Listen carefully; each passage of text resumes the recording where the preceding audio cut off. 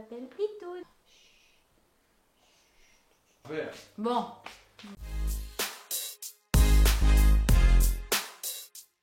Salut YouTube! Salut YouTube, c'est Lona. Aujourd'hui, je vais vous parler de mes chats. Vous le savez pas encore, mais je suis une grande fan d'animaux. J'ai déjà fait quelques formations pour travailler plus tard dans le milieu animalier, j'espère, mais je vous en reparlerai. Là, pour commencer, j'ai envie de vous présenter mes deux bébés, Kidin et Luli. Ce sera l'occasion pour moi aussi de partager avec vous tout ce que j'ai appris sur les chats, ce que j'ai appris de par mon expérience personnelle, mais aussi via mes cours et via tout ce que j'ai lu. Madame Kidon, toi t'as pas envie aujourd'hui, hein? Tu veux pas te montrer? Non? Mais Kitty belle! Madame Kidin, c'est de l'autre côté. Voilà Kidin, mon premier chat. Kidin, elle a 5 ans. Elle a eu 5 ans le 27 mars. C'est une vieille madame. Non, c'est pas vrai.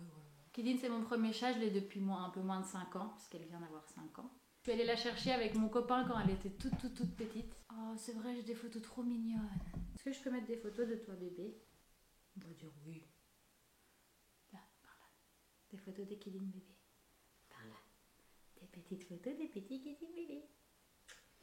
Je pense que j'ai eu beaucoup de chance avec elle parce qu'elle a tout de suite été super propre, même tout bébé. Je pense que tous les gens qui ont un chat le diront, mais j'ai une relation hyper fusionnelle avec elle. Genre, c'est mon bébé quoi. Bon là maintenant comme ça, elle a pas envie d'être très câline parce qu'elle râle. Je pense qu'elle était bien pépouse au soleil et que là on l'a embêtée pour la mettre derrière la caméra. Mais sinon elle est super câline, elle me fait des bisous, elle me suit partout. C'est un petit pot de colle. Elle a tout le temps son petit nez un peu bouché, c'est trop mignon. Elle ronfle aussi. Et j'ai vu il y a pas longtemps que les chats qui ronflent c'est parce qu'ils sont obèses. Mais moi je suis pas d'accord. Elle est pas du tout obèse ma grosse Kidin. Bon comme tous les chats elle passe plus de la moitié de sa journée à dormir. Mais il y a une petite anecdote super drôle, c'est que tous les soirs quand mon copain il joue à Candy Crush, elle vient se coucher près de lui pour jouer aussi. Je vais la lâcher avant qu'elle m'arrache tout le visage. Parce qu'elle est pas contente hein Pitoun. Merci pour votre participation Pitoun. Allez ciao. Un chat fâché, ça perd beaucoup de poils. On voit pas mon bébé comme t'es beau. Donc lui c'est Oli. Regarde là. C'est mon deuxième chat. Je l'ai adopté il y a 5 mois maintenant. Il est arrivé à la maison le 22 novembre et on est le 21 avril. Hé bébé, ça va faire 5 mois demain. C'est un bébé encore Luli, il a... Merde, j'ai pas fait les calculs avant. T'as quel âge? C'est encore un petit bébé, il a même pas encore 1 an. Dans 2 mois c'est son anniversaire. Il va avoir 1 an mon bébé. Je voulais un deuxième chat mais mon copain il était pas trop pour. Et puis j'ai vu cette petite merveille sur Facebook. Je lui ai montré et il disait non, pas un deuxième chat. Ok, pas de deuxième chat. Puis je me suis dit que non, il était trop beau, je pouvais pas laisser passer cette petite chose. Je vais mettre des photos de quand il était bébé par là. Mais il était magnifique. Enfin, tu l'es encore, t'es encore magnifique hein mon poussin. Oui hein. Ah bah, tu peux plus de toute façon. Oui mais Loli, poil partout. Ok. Bon là il est parti, c'est pas grave, je continue mon histoire. Ce que j'ai fait du coup, c'est que j'ai envoyé un message à la dame sur Facebook pour venir le voir et j'ai dit que j'avais déjà un chat à la maison, voir si c'était possible de peut-être les faire se rencontrer avant et pas risquer de la ramener chez moi, que ça se passe pas du tout bien avec Kidin et que je doive peut-être le ramener. Ce que j'ai fait, c'est que j'ai pris Kidin, mon premier chat, et je suis allée voir Oli au refuge sans vraiment le dire à mon copain. Une fois là-bas, la rencontre s'est bien passée. Bon, ils n'ont pas joué comme des fous, mais ils se sont pas attaqués, ils se sont pas battus, ça se passait plus ou moins bien. J'ai une vidéo de leur rencontre, donc je vais la mettre ici. C'était mignon quand même. Et puis donc vu que ça s'est bien passé, j'ai rempli les papiers et j'avais prévu une deuxième cage dans la voiture. Donc je suis repartie avec Oli. Donc une fois dans la voiture avec les 2 chats, j'ai appelé mon copain, il m'a demandé comment ça s'était passé. Et je lui ai dit bah écoute très bien, j'ai le chaton avec moi dans la voiture donc on arrive. Je sentais qu'il râlait un petit peu, mais je me suis dit qu'à la seconde où il verrait Oli, il râlerait plus parce qu'il est trop beau. Et quand on est rentré, il m'a dit non, ce sera pas mon chat, moi je m'en occuperai pas, je ferai pas les litières, mon seul chat c'est Kidin.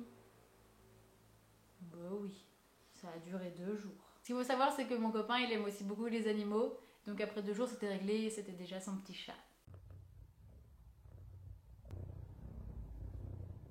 Pour en revenir à l'arrivée d'Oli à la maison, vu ce qui s'était passé au refuge, moi je pensais que c'était nickel, qu'arriver à la maison ça allait être l'amour fou.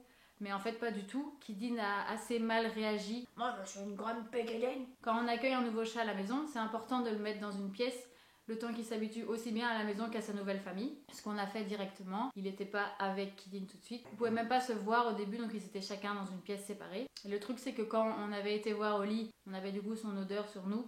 Quand on retournait voir Kidin, elle était pas contente du tout, elle nous soufflait dessus, elle nous grognait dessus, elle essayait un peu de nous attaquer. Parce qu'elle sentait qu'il y avait quelque chose de pas normal à la maison.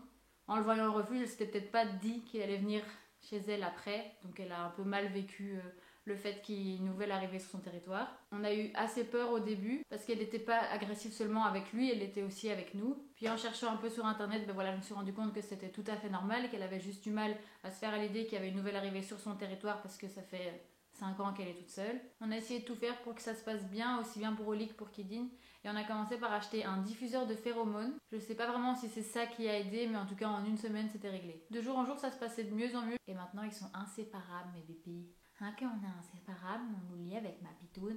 Et qu'est-ce que tu fais? Non, Louli, psst. Tout ça pour dire que si vous accueillez un deuxième chat à la maison, il faut pas du tout vous inquiéter si ça se passe pas bien tout de suite. En tout cas pour mon cas, il a juste fallu un petit temps d'adaptation pour le premier, et puis ça s'est très bien passé. Voilà, maintenant vous connaissez mes deux bébés.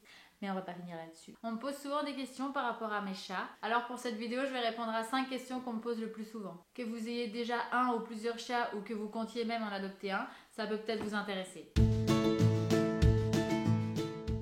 Je me suis pas mal renseignée à ce sujet, il y a quand même pas mal de raisons, mais celle qui revient le plus souvent et que je trouve la plus mignonne, c'est parce qu'ils ont toujours besoin d'avoir un œil sur nous et de savoir qu'on est en sécurité et que tout va bien. Généralement, si vous avez une bonne relation avec votre chat, il viendra souvent dormir près de vous. Déjà parce qu'il a confiance et qu'il se sent en plus en sécurité quand il est proche de vous. Mais c'est pas la seule raison. Les chats cherchent en permanence la chaleur, et comme le corps humain est une source de chaleur. T'es prête pour expliquer la ronronthérapie avec maman? La plupart des gens qui ont des chats se trouvent bien aux côtés de leur chat quand ils ronronnent. Après, c'est difficile de l'expliquer scientifiquement, mais plusieurs études ont prouvé que la ronronthérapie constituait un puissant anti-stress, un régulateur de tension artérielle, un booster de défense immunitaire et même un soutien psychomoteur. Bref, la ronronthérapie ne peut vous faire que du bien.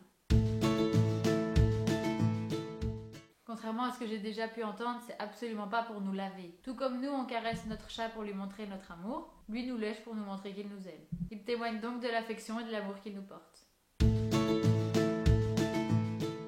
Il faut savoir que le chat est un animal hyper territorial, et donc le fait de se frotter contre nous ou contre les meubles, c'est pour eux une manière de marquer leur territoire.